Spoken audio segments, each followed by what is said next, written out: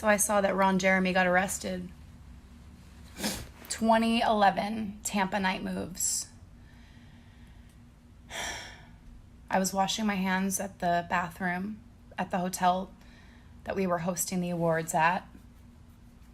It was on downtime, so there were no actual events happening at that moment. Ron Jeremy came into the women's bathroom.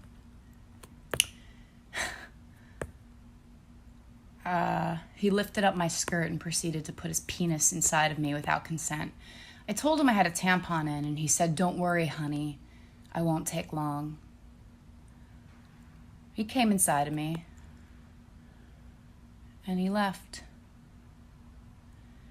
Now, at the time, I'm going to have to continue this video because I have 3 seconds until it shuts off. Now, at the time, I was an active drinker and drug user. I was in the middle of a heinous cocaine addiction, and I was a drunk.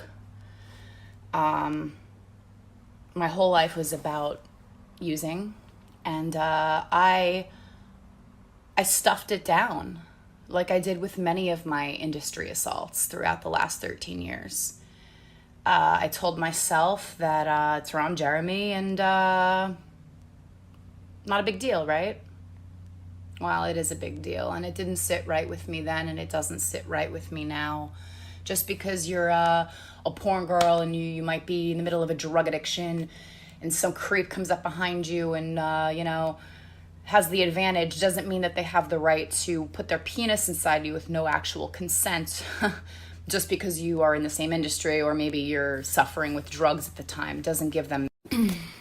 Anyway, just because someone is suffering with their own addiction, demons, doesn't give someone else a right to prey on them and take what they think and what they believe is theirs. And in this case, Ron Jeremy felt entitled to my vagina. And the thing that I find so crazy about this is after that actually happened, I saw him numerous times throughout the industry, throughout other events. And he never, maybe this was on purpose, but he never made the point to remember or acknowledge my name. He would always say, "Oh, do I know you? Do I know you? How do I know you? How do I know you?" That was his shtick, to distance himself from the accountability, right? Because he knew what he was doing by not acknowledging me.